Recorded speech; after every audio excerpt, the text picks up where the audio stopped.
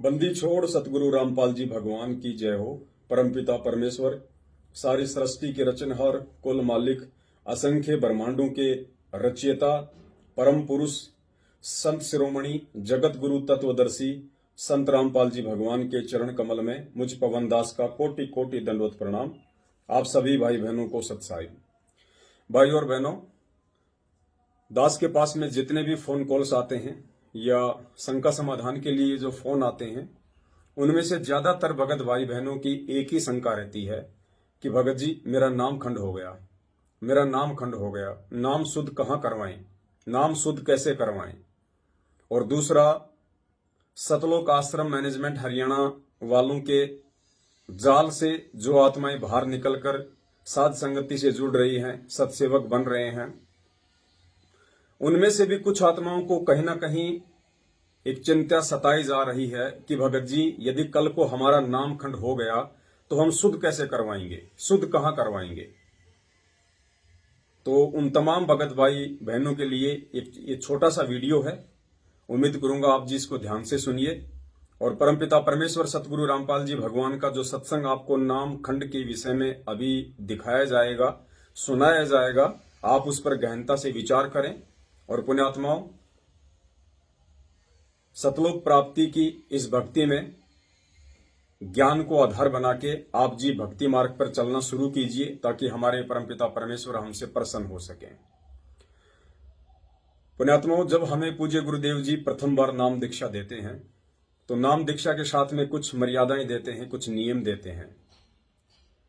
उन नियमों को यदि हम खंडित कर देते हैं, हम उनको अपनी नालायकी से या नासमझी के चलते तोड़ देते हैं, तो जो नाम हमें परमपिता परमेश्वर जी ने दिया होता है वो नाम अपना काम करना बंद कर देता है। उस नाम से हमें जो सुख और जो लाभ मिलते हैं वो ऑटोमेटिक मिलना बंद हो जाते हैं। ये सतगुरुदेव जी ने इस भक्ति का एक रूल बताया, एक विधान बताया। रही बात नाम खंड को लेके, तो पुण्यात्माओं, हम सारी सृष्टि के रचनहार कुल मालिक सतगुरु रामपाल जी भगवान के बच्चे हैं। हम किसी छोटे मोटे संत महंत के शिष्य नहीं है। हमें परमेश्वर ने वो अनमोल तत्व ज्ञान दे दिया है। उसके बाद हम आत्माओं को निर्भय हो जाना चाहिए, निडर हो जाना चाहिए, विशेषकर भक्ति मार्ग पे आने वाली समस्याओं और बाधाओं को लेके। तो पुण्यात्माओं, गुरुदेव ने बताया कि नाम खंड कब होता है। आज आपको पूज्य गुरुदेव जी के सत्संग से नाम खंड की पहली पहचान बताई जाएगी कि नाम खंड कब होता है। अगर आपके अंदर वो लक्षण हैं, अगर वो दोष आपके अंदर उत्पन्न हो चुका है पूज्य गुरुदेव जी को लेके या उनके सत्संगों को लेके, तो ये सत्क्रम मान लेना कि आप जी का नाम खंड है। नाम खंड होने का मतलब होता है कि परमात्मा जो आपके हृदय में समाये रहते हैं, नाम दीक्षा लेने के बाद में परमपिता परमेश्वर हमारे पूज्य गुरुदेव जी शब्द रूप में हमारे हृदय में बैठ जाते हैं।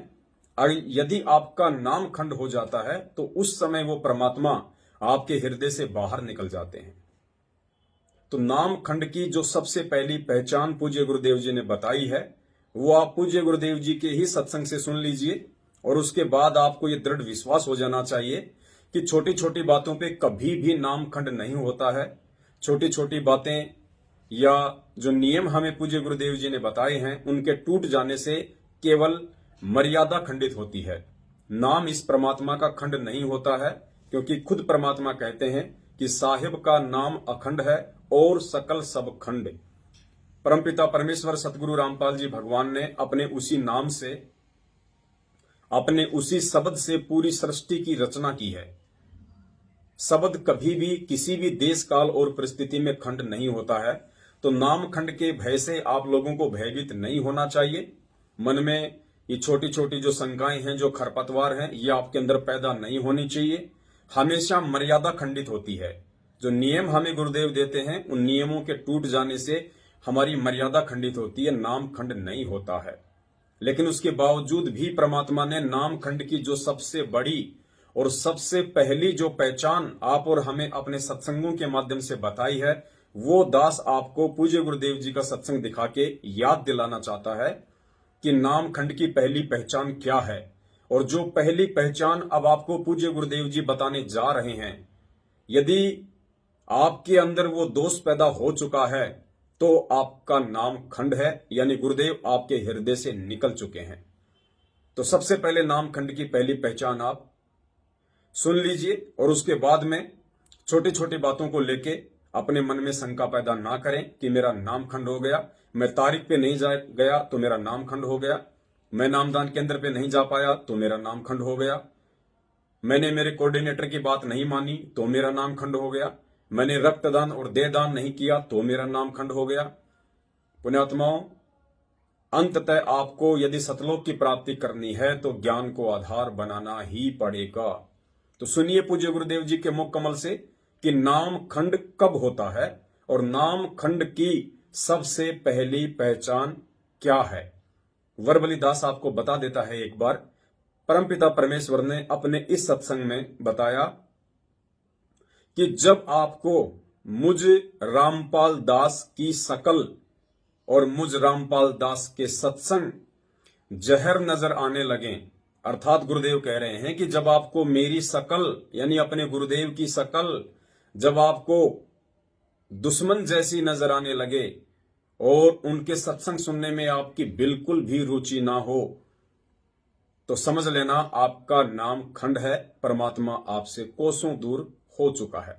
सबसे पहले सुनिए नाम खंड की ये पहली पहचान। गुरु भक्ता मम आत्म सोई, वाके हृदय रहूं समोई। मैं उसके हृदय में समाया रहूंगा। जब तक आपके हृदय में प्रभु समाये रहेंगे तो आपकी श्रद्धा भगवान में बनी ही रहेगी। आपके मन में जरा सा भी मैल दास के प्रति आएगा किसी भी पॉइंट से, भगवान वहां से हट जाएगा। जब भगवान का पंजाब से हट गया तो आप नदी को मत सोचोगे, सारी उल्टी भावना बन जाएंगी। आज ये दास आपको अच्छा लगता है, फिर आपको दुश्मन दिखाई देगा, क्योंकि काल प्रवेश कर जाएगा। जब आपका नाम खंड हो जाएगा, ये पहली पहचान होगी, आपकी रुचि नहीं बनेगी इस दास में।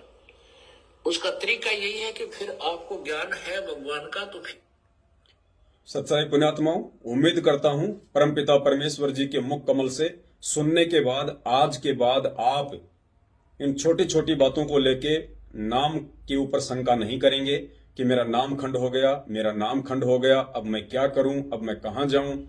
कहीं जाने की आवश्यकता नहीं है। आगे अब आपको परमपिता परमेश्वर जी स्वयं ही बताएंगे कि यदि नाम खंड हो जाता है आपका, यदि ऐसी स्थिति आपके साथ पैदा हो चुकी है, किसी भी कारण से आप अपने गुरुदेव से दूर हो चुके हैं, आपके मन में किसी ने अपने पूज्य गुरुदेव जी के प्रति कोई गलत विचार पैदा कर दिए, गलत भावनाएं पैदा कर दी और आपने सत्संग सुनना छोड़ दिए या सत्संगों में आपकी रुचि नहीं बनती है और गुरुदेव आपको दुश्मन जैसे नजर आने लगे हैं, और यदि फिर भी आप पूज्य गुरुदेव जी की भक्ति करना चाहते हैं तो परमात्मा ने उसका फिर एक तरीका बताया कि वो नाम आपका कैसे शुद्ध होगा। वो नाम इन फर्जी नामदान केंद्रों पे जाने से शुद्ध नहीं होगा जो गुरुदेव के जेल जाने के बाद सतलोक आश्रम मैनेजमेंट हरियाणा वालों ने अपने धार्मिक धंधे के विस्तार के लिए खोल रखे हैं। उसके लिए पूज्य गुरुदेव जी क्या बता रहे हैं, दास आपको वर्बली बता देता है, फिर आपको परमात्मा का सत्संग सुनाएंगे। आगे इस वीडियो में परमात्मा बता रहे हैं कि यदि ऐसी स्थिति आपके साथ उत्पन्न हो चुकी है, आपका नाम खंड हो चुका है, तो आप पुनः अपने गुरुदेव के समक्ष जाइए। यानी अगर गुरुदेव आश्रम में हैं तो आप अपने गुरुदेव के पास जाइए, अपने गुरुदेव के चरणों में दंडवत करके बारंबार उनसे विनती कीजिए, अपनी गलती की क्षमा याचना कीजिए। उसके बाद परमात्मा दयालु हैं, वो आपका कनेक्शन फिर से जोड़ देते हैं। कहने का मतलब है पुण्यात्माओं, यदि नाम खंड हो जाता है ऐसी स्थिति में, उसके बाद नाम शुद्ध तभी होगा जब आप गुरुजी के सामने जाके विनती करेंगे। अर्थात आज सतलोक आश्रम मैनेजमेंट हरियाणा वालों ने जो फर्जी नाम दीक्षा केंद्र खोल रखे हैं और जो बात बात पे आपका नाम खंड करवा देते हैं, फिर आप लोगों का नाम शुद्धिकरण करवाते हैं। पुण्यात्माओं, वो नाम शुद्धिकरण का तरीका नहीं है। नाम शुद्धिकरण का सही तरीका पूज्य गुरुदेव जी अब आपको बताएंगे कि यदि आपका नाम खंड हो गया है तो अपने गुरुदेव के समक्ष जाइए और गुरुदेव से विनती कीजिए। यानी गुरुदेव से मिलने के बाद और गुरुदेव से प्रार्थना करने के बाद फिर आपने नाम शुद्ध करवाना है और वही नाम शुद्ध माना जाएगा। और पुण्यात्माओं, आज हमारे पूज्य गुरुदेव जी, क्योंकि दास आज वीडियो 2021 में बना रहा है, पूज्य गुरुदेव जी आज हिसार जेल में हैं। ऐसी स्थिति में आपने क्या करना है, क्योंकि आप जेल नहीं जा पाएंगे, तो ऐसी स्थिति में पुण्यात्माओं ये सत्य भक्ति है। हमारे पूज्य गुरुदेव अंतर्यामी है। हम रोज संध्या आरती पढ़ते हैं कि अंतर्यामी एक आप आत्म के आधार, जो तुम छोड़ो हाथ तो मोहि कौन उतारे पार। हम अपने पूज्य गुरुदेव जी को अंतर्यामी कहते हैं।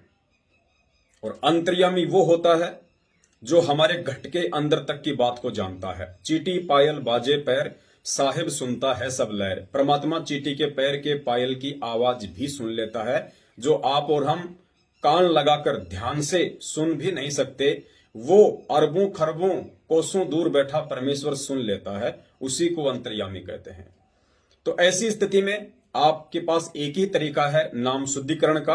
आप अपने गुरुदेव पर विश्वास करें, अपने गुरुदेव को अंतर्यामी समझें, और जहां भी आपने अपने घर में गुरुदेव का दरबार लगा रखा है, अपनी अंतरात्मा से, अपने हृदय से यदि आपको उस गलती का पश्चाताप है, और यदि आप अपनी अंतरात्मा से गुरुदेव से क्षमा याचना करेंगे और आगे के लिए आप गुरुदेव से प्रतिज्ञा करेंगे, पूज्य गुरुदेव को आप विश्वास दिलाएंगे कि हे परमेश्वर, आज के बाद आपका दास या आपकी दासी परमात्मा भविष्य में कभी भी ऐसा कोई गलत कर्म नहीं करेगा जो कि आपकी मर्यादाओं के खिलाफ हो, जो आपके दिल को ठेस पहुंचाए।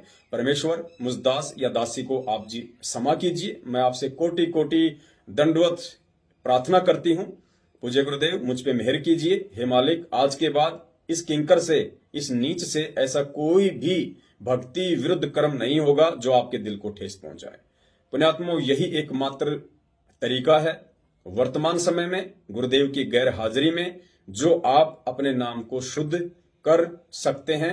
अन्यथा इसके अलावा आप चाहे कहीं भी चले जाइए, किसी भी फर्जी नामदान केंद्र पे चले जाइए, गुरुजी के किसी भी कलयुगी परिवार के सदस्य के पास चले जाइए, या सतलोक आश्रम मैनेजमेंट हरियाणा ने जगह जगह अपने धार्मिक धंधे के लिए जितने भी फर्जी आश्रम खोल रखे हैं, आप चाहे वहां चले जाइए, आपका नाम कभी भी शुद्ध नहीं होगा। नाम शुद्धिकरण का केवल यही एकमात्र तरीका है। पहले सुन लीजिए आगे कि गुरुदेव कह रहे हैं कि अपने गुरुदेव के पास जाइए और उनसे विनती कीजिए, और परमात्मा दयालु है, नाम शुद्ध कर देता है। की रुचि नहीं बनेगी इस दास में। उसका तरीका यही है कि फिर आपको ज्ञान है भगवान का, तो फिर आइए, और किसी भी कारण से आपका नाम खंडित है, उपदेश दोबारा मालिक के चरणों में विनती कीजिए और उपदेश पर पुनर्प्राप्त कर लीजिए। फिर आपका फिर कनेक्शन जोड़ देगा। बहुत दयालु है प्रभु। सत्साई भाई बहनों, जो तरीका था परमपिता परमेश्वर जी के आशीर्वाद से, वो दास ने आपको गुरुदेव के ही आशीर्वाद से बता दिया है। और पुण्यात्माओं, इसमें विशेष तौर पर ध्यान रखने वाली जो बात है वो ये है कि यदि आपको अपनी गलती का एहसास है, और एहसास पुण्यात्माओं दिल से होना चाहिए, अंतरात्मा से होना चाहिए, आपको उसका पश्चाताप होना चाहिए।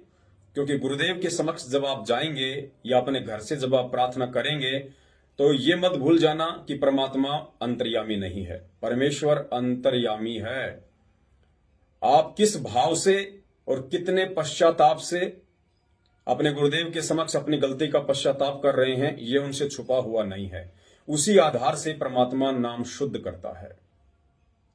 यदि आपके मन में कोई छल कपट है, यदि आप खाली एक फॉर्मेलिटी कर रहे हैं, आपके अंदर भक्ति करने की कोई जिज्ञासा नहीं है, और किसी के कहने से या दबाव में आके या वैसे ही आप सुनी सुनाई बातों के आधार से अपने घर से प्रार्थना कर रहे हैं, या आप गुरुदेव के समक्ष जाके प्रार्थना कर रहे हैं, और आपके हृदय में यदि वो कसक नहीं है, अपनी गलती का पश्चाताप नहीं है, तो अगला जो सत्संग आप सुनेंगे उसमें क्लियर हो जाएगा। यदि आपने छल बल से ऐसा किया, तो चाहे आप गुरुदेव के चरणों में जाके माफी मांग लीजिए साक्षात, और हो सकता है पूज्य गुरुदेव आपका नाम भी शुद्ध कर दें, आपको दोबारा से नाम भी दे दें। लेकिन गुरुदेव कह रहे हैं, यदि गुरु ने हृदय से नाम शुद्ध नहीं किया तो भी वो नाम शुद्धिकरण नहीं होगा। कितनी गहरी बात है पुण्यात्माओं। यानी आप अपनी गलती की क्षमा याचना यदि बिना किसी भाव के और बिना पश्चाताप के कर रहे हैं, तो गुरुदेव तो अंतर्यामी है, उनसे तो कुछ भी छुपा हुआ नहीं है। तो परमात्मा कह रहे हैं कि भले ही उस समय गुरुदेव आपका नाम भी शुद्ध कर देंगे, लेकिन वो शुद्ध किया हुआ नाम भी काम नहीं करेगा, क्योंकि आपका मन जो है वो मैला है। सुनिए परमपिता परमेश्वर जी के मुख कमल से। ऐसा दाव, ऐसा मौका, ऐसा चांस, मनुष्य शरीर और फिर ये तत्व ज्ञान, और अब भी तुम पीछे रहोगे। कहते फिर परमात्मा ना संभाला। तुमने कई हजारों वर्ष होता है, हजारों युगों तक नहीं संभालेगा, क्योंकि आप रिजेक्ट कर दिए जाओगे कि इतना कुछ होने के बावजूद भी, और फिर अपनी अज्ञानता और अपने ही ज्ञान के ऊपर आधारित होकर के अपने आप ही चले। संत की एक भी नहीं मानी, क्यों कुछ दिनों के बाद परमात्मा इतना सुख दे देता है, यूं सोचा बस मौज माजरी है और ऐसे ही होना था। नहीं, यही भूल समाप्त कर देना कि प्रभु के चरणों के आने के बाद जो आपने पुण्यदान किया है, ये हो सकता है आपका इस जीवन भी चल सके और एक दो जीवन और भी चल सकता है, इतना पुण्य हो जाता आपका। लेकिन जिस दिन से आप संत से विमुख हो जाते हैं, उसी दिन आपका फुल स्टॉप हो जाता है। आप जो परमात्मा की मर्यादा को भंग कर देते हो, अपने मनमुखी स्वरूप हो जाते हैं, उसी दिन से आपकी भक्ति पर फुल स्टॉप लग जाता है आगे की। जब तक आप पुनः उपदेश प्राप्त नहीं कर लेते, उपदेश प्राप्त कर लेने मात्र से भी नाम नहीं जुड़ जाता। परमात्मा कहते हैं, इन बातों क्या पाइए कर सतगुर नजर निहाल, राजी कर सतगुर रूठे नु। ठीक है, कोई भक्त है, पहले लगा हुआ है, फिर उसने बीच में बकवाद कर दी, दोबारा भी चौथा भी नाम ले जाता है। जब तक इस दास हृदय से उसको उपदेश नहीं देता, तब तक उसका पुनर्नाम सब नहीं जुड़ पाएगा। ये मेरे बस की बात नहीं, ये परमात्मा की ही प्रेरणा अंदर से होती है। नाम अवश्य दे दिया जाता है, क्योंकि हमारा स्वभाव है कि हो सकता है ये बालक फिर सुधर जाए, बच्चा भगवान का। तो इसलिए कहते हैं, राजी कर सतगुरु रूठे नु, यानी अपने सतगुरु, मान लो आपसे गलती हो जाती है, सतगुरु क्यों रुष्ट होते हैं? क्योंकि आप विद्यार्थी, वो विद्यार्थी से टीचर रुष्ट होता है जो कोई भी मर्यादा नहीं निभाता, बार बार समझाने के बाद भी शरारत करने से बाज नहीं आता, तो वो उससे रुष्ट होता है। ऐसे ही परमात्मा का मार्ग है, आप विद्यार्थी हैं, ये दास आध्यात्मिक टीचर है। आपके हित के लिए आपको समझाया बुझाया जाता है, गलती करते हो आपको धमकाया भी जाता है, आपके भविष्य को मध्य नजर रखते हुए। निदास का कोई लेन देन नहीं। सच्चाई भाई और बहनों, उम्मीद करता हूं आज के बाद नाम खंड का जो भय आपके दिलो दिमाग में बैठा हुआ है, उसको आप निकाल फेंकेंगे। और गुरुदेव ने हमें जो मर्यादा बताई है, जो नियम बताए हैं, हम उनको खंडित ना करें, हम उनको ना तोड़ें, इसका हम विशेष ध्यान रखेंगे। और यदि किसी कारण से कोई मर्यादा टूट जाती है, कोई मर्यादा खंडित हो भी जाती है, तो सबसे बड़ा जो तरीका है, आज वर्तमान में पूज्य गुरुदेव जी के हिसार जेल में रहते सहते आप गुरुदेव को अंतर्यामी समझें, अपने गुरुदेव को आप जी परमेश्वर समझें, और अपने घर से ही, अपने हृदय से पूज्य गुरुदेव जी को दंडवत करके अपनी उन तमाम जाने अनजाने की गलतियों के लिए क्षमा याचना करें, हृदय से करें। गुरुदेव दयालु हैं, परमेश्वर आपके भाव को देखते हुए, आपके पश्चाताप को देखते हुए उसी आधार से आपका नाम शुद्ध करते हैं, और आगे हम उसी श्रद्धा, लगन और भाव से अपने भक्ति में लगे रहें। सत साहेब, बंदी छोड़ सतगुरु रामपाल जी भगवान की जय हो। जिसके सिर पर कृपा गुरु की, वो दुख कैसे आएगा। जिसके सिर पर कृपा गुरु की, वो दुख कैसे आएगा।